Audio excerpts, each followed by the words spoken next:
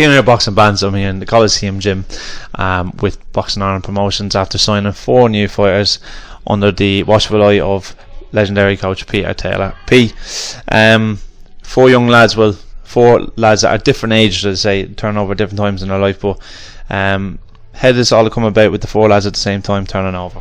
I had young Sam Carroll, who was already signed with Irish boxing down in Cork, and I just spoke to Stephen about one of the 4 talented lads, and he said he was interested in him, so we got the ball rolling. Stephen was great, signed him, so hopefully now the future's looking good for him. You've a few different lads that obviously signed with different promotions, MTK, Boxing Ireland and whatnot. What was it that made you get these 4 particular lads and say, you know what, let's take them on with Stephen and Leonard and bring them down this road at Irish domestic level? Yeah, I'd like to get a good following for the lads in Ireland, you know, and get a few fights here and see how they get on experience wise, and see how far we can take them domestically, and then look to the future after that. Like I said, only young lads. They've not had a huge amateur career, so we can't really bet in them now at the moment, seeing how well they go. So this week, obviously important week for yourself and Luke Keeler in particular. Luke, obviously big fight against Arias now, a stepping stone hopefully in the direction of Gabriel Zara hopefully. How's preparation gone for this fight? Great.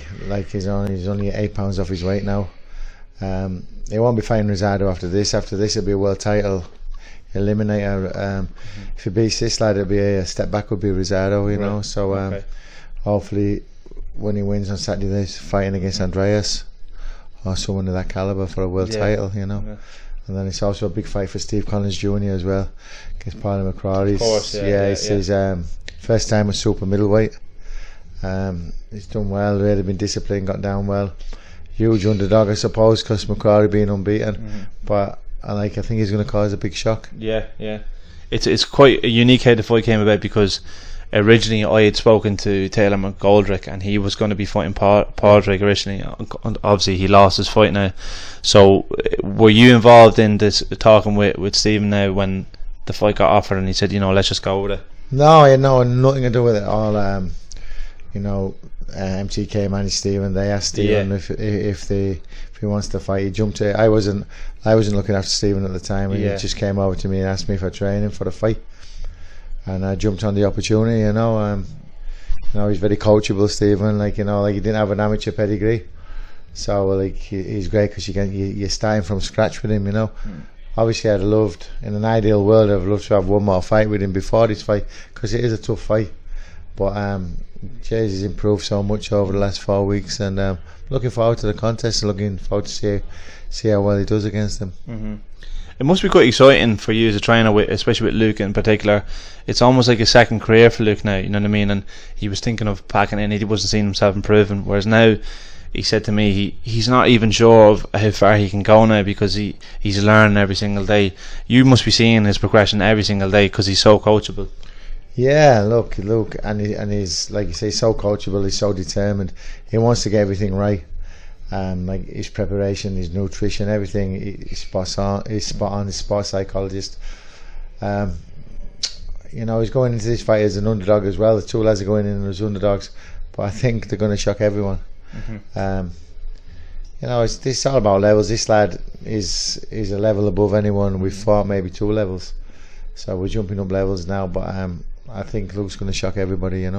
Look, we're going to have a few difficult rounds in there. We know that. But these are the fights you want. If you're not, you're mad if you don't want to be involved in these kind of fights. And the prize at the end of it's life changing, really. Yeah.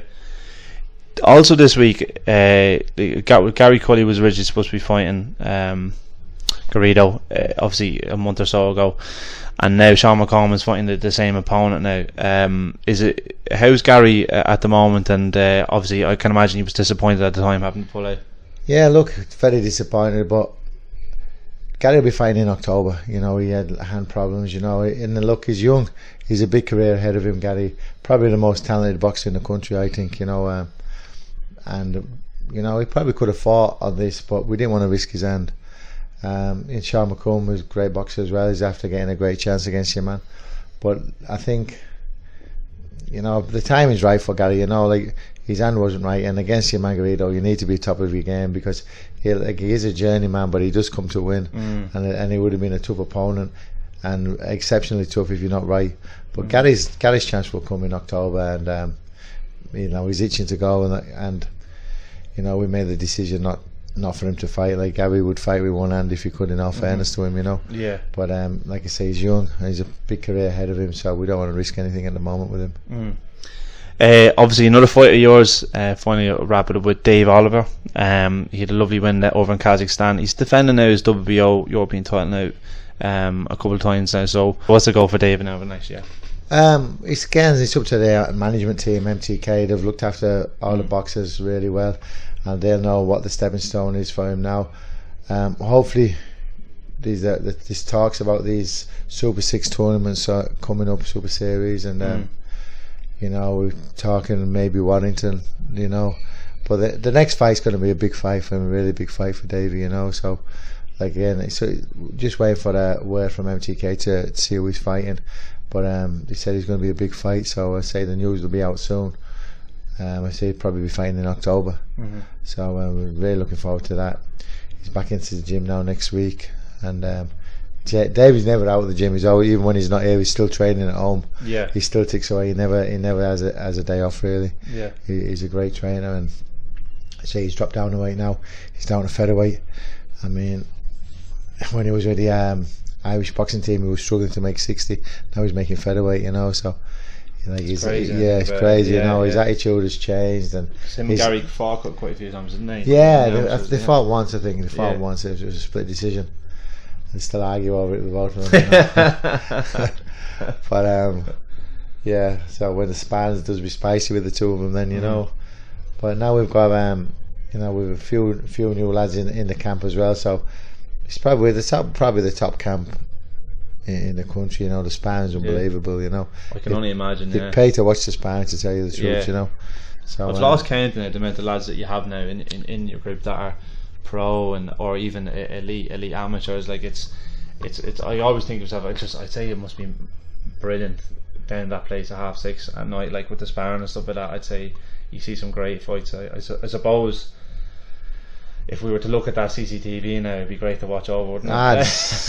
There's some amazing spars, and the spars are that spicy now. We're thinking about putting a curtain around the ring because there's so many people watching it, and then obviously all the lads have egos, else they wouldn't be where they are, so they get stuck into each other. So I'm trying not to spar the lads too much together, because we're teammates, but they do fetch each other on great, and the great atmosphere in the camp. You've probably seen it even with the few lads you've interviewed today. There's great atmosphere in the camp.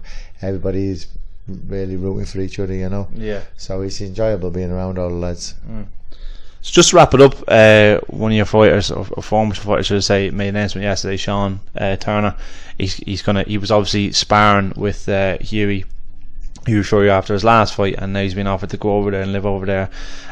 So I can imagine that you're very happy for him now to move over and start that new journey. Yeah, look, Sean, I'm friends with all my boxers. We're good friends. Me and Sean were from the same area, and he was the first pro I signed. I'd say, he's the first lad I signed. And in his own words, he's a big talent. In his own words, he's easily led over here, and he wasn't going anywhere. It was easy. He was going in and out of training too much, and I wasn't prepared to get him fights at the moment because he wasn't putting the training in. Obviously, to protect him, that's your job. Yeah, that's my job, and he wasn't ready to fight. And in all fairness, Sean would fight anybody. with 3 days' notice, to his own detriment. He'd fight anybody, Yeah. And I think going over there, getting the top class sparring over there, will only stand to him. Getting out of his normal territory. And it's hard to get him spars. There's not that many heavyweights over here. It's hard to get him good quality spars, which we're preparing for a fight. Peter Fury, no better man to train him. He's a master. He's a king of the heavyweights. Let's be honest about it. And then he'll probably get fights on the back of Tyson and Hughie Fury. So everybody here wishes him the best. I'm going to meet him tonight. Actually, I'm going to go for a cup of coffee with him tonight before he goes. And I hope he sticks to it and he gets stuck into his training, because, like I say, he's a big talent there. And he had through not training, he missed some big opportunities last year with Pricey and other lads. He was just injured or just unfortunate. So hopefully he'll get his chance now, and he'll show everybody what he can do. Yeah. Well, Pete, I really appreciate your time. Okay, I really enjoyed the chat, and I'm really looking forward to over the next year now, seeing all the lads, especially this Saturday, of course, but over next year now, your stable coming out in our shows. Right? Thanks very much, Pete. Really appreciate it.